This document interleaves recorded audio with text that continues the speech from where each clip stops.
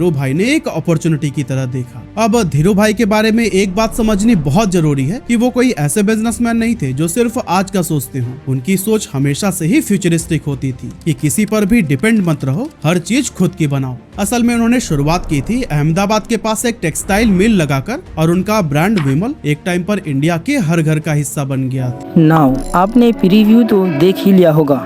आज की इस वीडियो में आप सीखोगे कि एक प्रोफेशनल 3D सीन को स्टेप बाय स्टेप कैसे सेटअप करते हैं और सकलैन खान जैसा स्मूथ 3D ट्रांजिशन कैसे क्रिएट करते हैं। और वीडियो के एंड में मैं आपको 2 सीक्रेट एडवांस इफेक्ट्स भी बताऊंगा जो आपकी एडिटिंग को नेक्स्ट लेवल पर ले जाएंगे।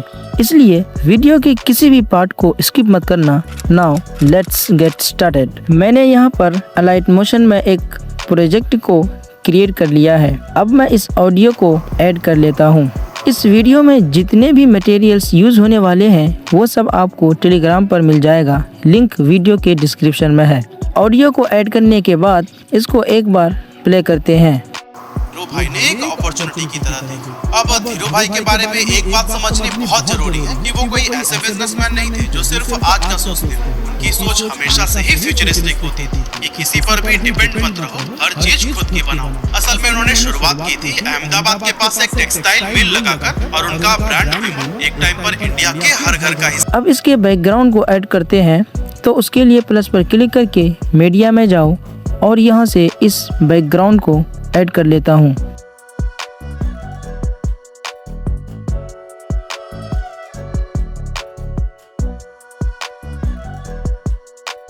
इन लेयर्स को ऐड करने के बाद बैकग्राउंड को सिलेक्ट करके मूव एंड ट्रांसफॉर्म में आओ और यहाँ पर आपको 3 एक्सिस मिलते हैं, X axis, Y axis and Z axis. तो आपको इसके जेड एक्सिस पर क्लिक करना है। तो मैं यहाँ पर डायरेक्ट 500 टाइप कर देता हूँ। अब देखो कि ये बैकग्राउंड छोटा हो गया है, लेकिन असल में ये छोटा नहीं हुआ है। जब हमने इसके कैमरे के डिस्टेंस को 500 किया तो ये बैकग्राउंड कैमरा से दूर हो गया है।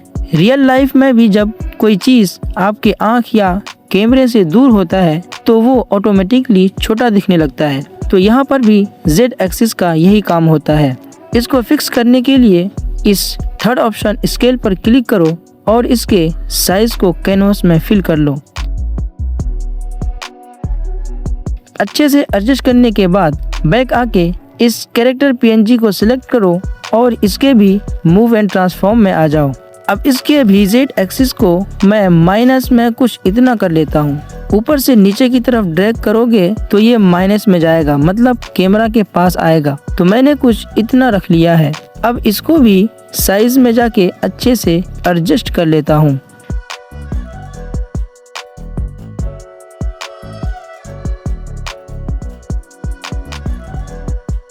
एडजस्ट कर लेने के बाद बैक आके इस बीम PNG को सिलेक्ट करके इसके भी मूव एंड ट्रांसफॉर्म में आओ और इसको जेड एक्सिस से मैं कुछ इतना कर लेता हूँ। इतना करने के बाद मैं इसको राइट साइड में कुछ इस तरह से एडजस्ट कर लेता हूँ।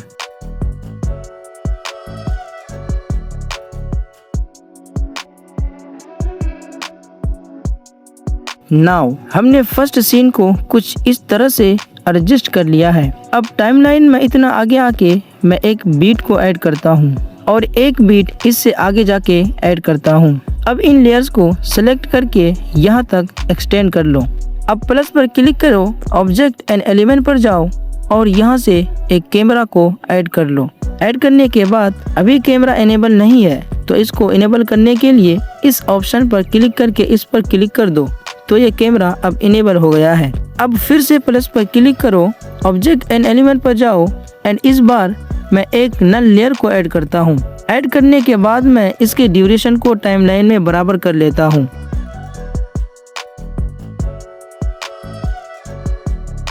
अब कैमरा को सिलेक्ट करो और ऊपर से इस ऑप्शन पर क्लिक करो तो आपको यहाँ पर नल 1 दिखेगा।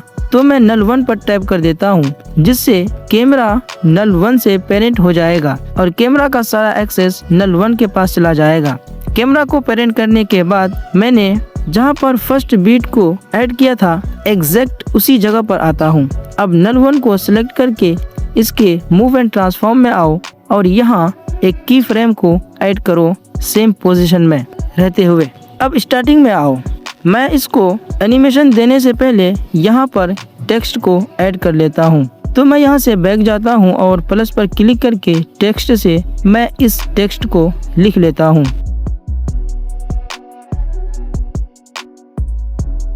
और इसके फ़ॉन्ट को भी चेंज कर लेता हूँ। लिखने के बाद इसको कुछ इस तरह से एडजस्ट कर लेता हूँ।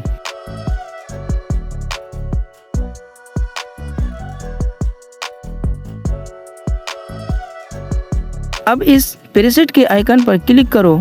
तो मैंने यहाँ पर 2 टेक्स्ट प्रीसेट को पहले से बना कर रखा है, तो मैं नीचे वाले टेक्स्ट प्रीसेट को अप्लाई कर लेता हूँ। अप्लाई करने के बाद इसके इफेक्ट्स में जाओ और यहाँ से स्मूथ बेवल को ऐड कर लो। एंड अब यहाँ देखो कि स्मूथ बेवल ऐड करने के बाद भी इसका कोई असर नहीं हो रहा है टेक्स्ट में। तो मैं इसको ड्रैग करके डीप ग्लो इनहेंस के ऊपर कर लेता हूँ। तो अब देखो कि इसका इफेक्ट शो हो गया है। तो मैं इसके रेडियस को ऐड कर लेता हूँ एंड इन दोनों को बिल्कुल 0 कर लेता हूँ एंड बैक आके इसके भी टाइमलाइन को बराबर कर लेता हूँ।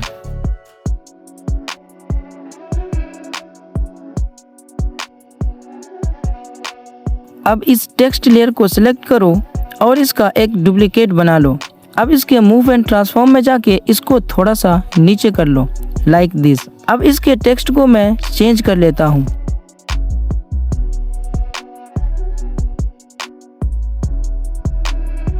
टेक्स्ट को चेंज करने के बाद बैक आके इसके इफेक्ट्स में जाओ और ग्रेडियंट ओवरले को ओपन करो और यहाँ पर आपको 2 ऑप्शन मिलते हैं, कलर 1 एंड कलर 2।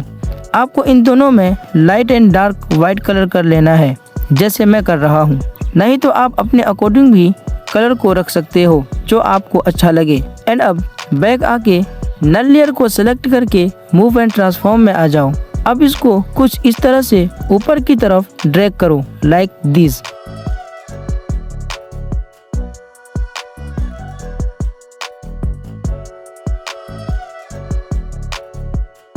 एंड अब ग्राफ में आके इस 4th ग्राफ को कुछ ऐसा एडजस्ट कर लेता हूँ।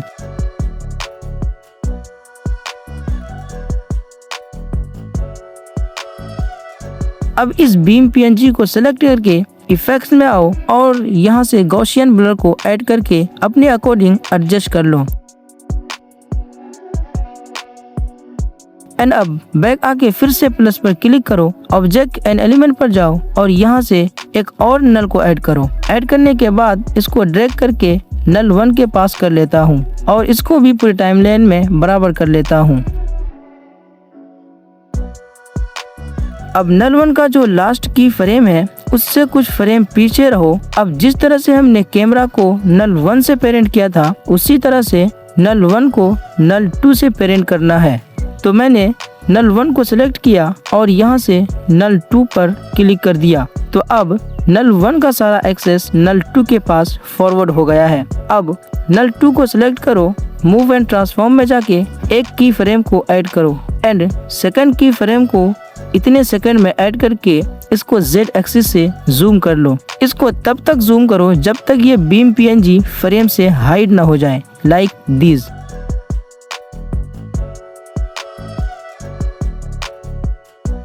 अब ग्राफ में आके इस ग्राफ को अप्लाई कर लेता हूँ।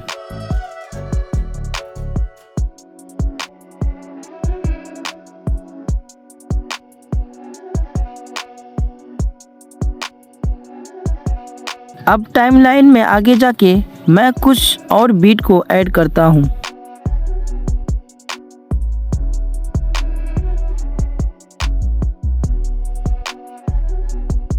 अब इन सारे लेयर्स को सिलेक्ट करके इतने सेकंड तक एक्सटेंड कर लो।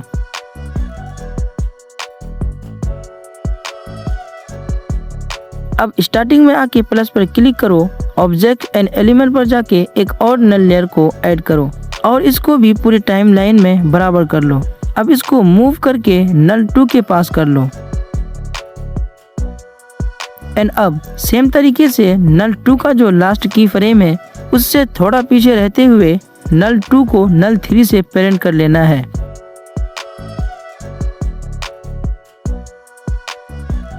अब नल 3 के मूव एंड ट्रांसफॉर्म में आओ आने के बाद एक की फ्रेम को यहाँ पर ऐड करो।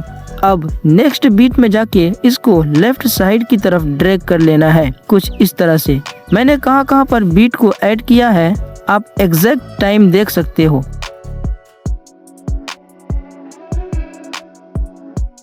अब ग्राफ में आके इस ग्राफ को अप्लाई कर लो।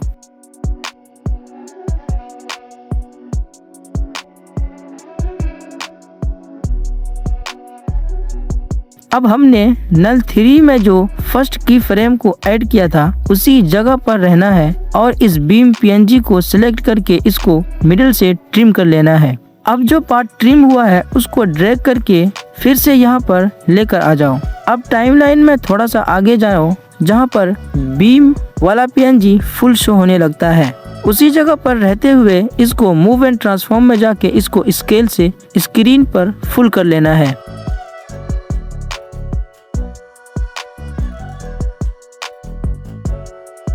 Like this. अब देखो कि BMPNG को हमने जहाँ से कट किया था उस जगह ये स्क्रीन पर अचानक से आ रहा है, जो कि इसको जूम करने से हुआ है। तो कोई नहीं, इसको सिलेक्ट करके इसके मूव एंड ट्रांसफॉर्म में जाके इसको इस साइड ड्रैग करके स्क्रीन से बाहर कर दो। अब मैं इसको प्ले करता हूँ।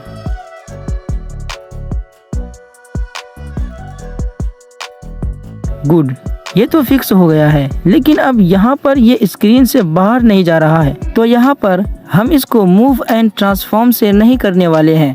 इसको फिक्स करने के लिए नल 3 को सिलेक्ट करो और इसके मूव एंड ट्रांसफॉर्म में आओ। अब लास्ट की फ्रेम पर रहते हुए इसको ड्रैग करेंगे। अब थोड़ा सा पीछे आओ जहाँ पर ये बीम पूरे स्क्रीन पर फिल हो जाता है। एग्जैक्ट उसी जगह पर रहते हुए फर्स्ट सीन को बैकग्राउंड एंड कैरेक्टर को सिलेक्ट करके ट्रिम कर दो। एंड अब मैं इसको प्ले करता हूँ।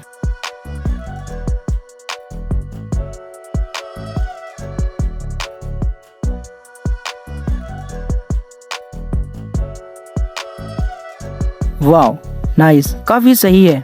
अब हम सेकेंड सीन को ऐड करने वाले हैं। तो मैं यहाँ पर क्लिक करके पहले कैनवास को छोटा कर लेता हूँ। अब प्लस पर क्लिक करके मीडिया में जाओ और यहाँ से इस बैकग्राउंड को ऐड कर लेता हूँ। ऐड करने के बाद ऊपर से 3 डॉट पर क्लिक करके फिल कंपोजिशन एरिया पर क्लिक कर दो। अब इसको मूव करके स्क्रीन के बीच में ले आओ। इतना करने के बाद मैं फिर से स्क्रीन को बड़ा कर लेता हूँ और इसको मूव एंड ट्रांसफॉर्म से थोड़ा सा छोटा भी कर लेता हूँ। अभी इसका बैकग्राउंड दिख नहीं रहा है, तो मैं ये बैक जाके यहाँ सेटिंग के आइकन पर क्लिक करता हूँ। क्लिक करने के बाद बैकग्राउंड को ब्लैक से वाइट कर लेता हूँ। तो अब देखो कि इमेज के बाहर बैकग्राउंड दिख रहा है। अब फिर से इमेज के मूव एंड ट्रांसफॉर्म में जाओ और इसको स्केल से बड़ा कर लो।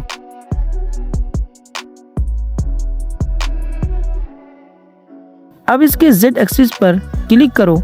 क्लिक करने के बाद मैं इसको 500 कर लेता हूँ। अब ये फिर से छोटा दिख रहा है, तो स्केल से इसको बड़ा कर लो। अब बैक आके टाइमलाइन में थोड़ा सा पीछे आओ, इतना जहाँ पर ये सीन मूव होता है।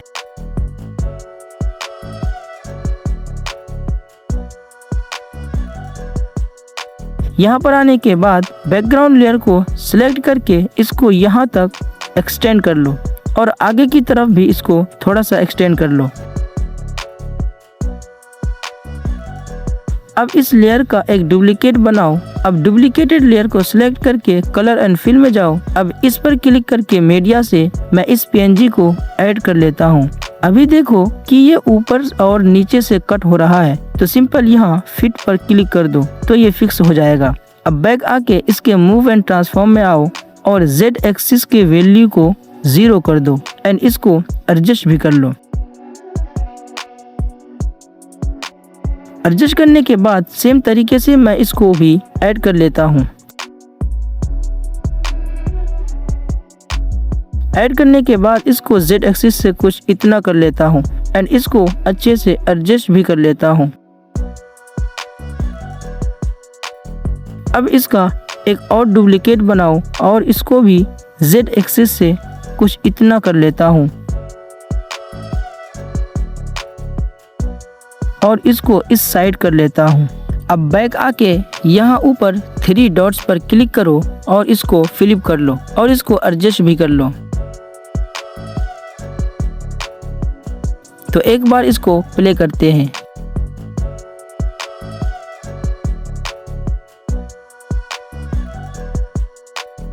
नाउ ट्रांजिशन तो काफी अच्छा बना है।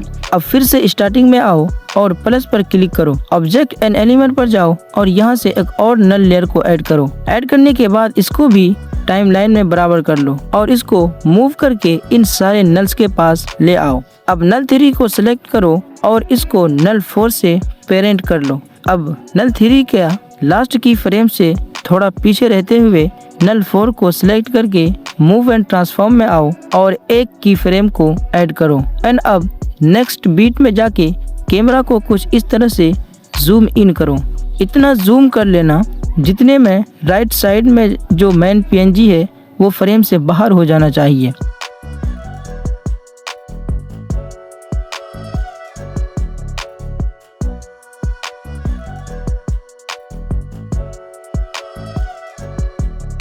अब ग्राफ में आके इस ग्राफ को अप्लाई कर लो।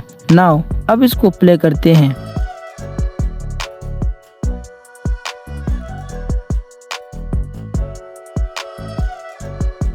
अब मैं टाइमलाइन में इस जगह पर रहते हुए प्लस पर क्लिक करता हूं और इसको एक बार लेफ्ट साइड की तरफ ड्रैग करके इस शेप को ऐड कर लेता हूं। अभी ये फ्रेम में नहीं दिख रहा है तो मैं फिर से कैनवस को छोटा कर लेता हूं। अब 3 डॉट्स से फिल कंपोजिशन एरिया पर क्लिक कर देता हूं। अब इसके मूव एंड ट्रांसफॉर्म में जाके इसको कुछ इस तरह से एडजस्ट कर लेता हूं। अब इसके रोटेशन में जाके इसको कुछ इतना रोटेट कर लो। अब यहाँ 3 डॉट्स से इसको फ्लिप कर लो लाइक दिस। अब इसके एडिट शेप में आके इन ऑप्शन से इसको मैं कुछ ऐसा बना लेता हूँ। आप अपने अकॉर्डिंग शेप को कस्टमाइज कर सकते हो। अब मैं इसको अच्छे से एडजस्ट कर लेता हूँ। अब फिर से मूव एंड ट्रांसफॉर्म में आओ।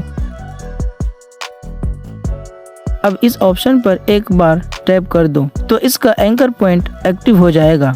अब मैं इसके एंकर पॉइंट को मूव करके नीचे कर लेता हूँ। जब आप अपना एंकर पॉइंट को सेट कर लो तो फिर से एक बार इसी पर टैप कर देना है तो ये डीएक्टिवेट हो जाएगा। अब रोटेट में आके एक की फ्रेम को यहाँ पर ऐड करो। अब थोड़ा सा पीछे आके इसको कुछ इस तरह से नीचे कर लेता हूँ। अब ग्राफ में आके इस बाउंसिंग ग्राफ को कुछ इस तरह से एडजस्ट कर लेता हूँ। अब बैक आके इसके कलर को मैं ग्रे कर लेता हूँ और इसके टाइमलाइन को भी बराबर कर लेता हूँ।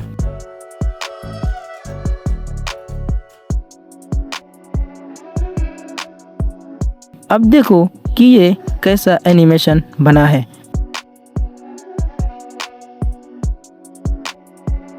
Wow cool. तो गाइज ये था वीडियो का पार्ट 1। नेक्स्ट पार्ट बहुत ही जल्द आने वाला है एंड तब तक के लिए आप चैनल को सब्सक्राइब कर लो।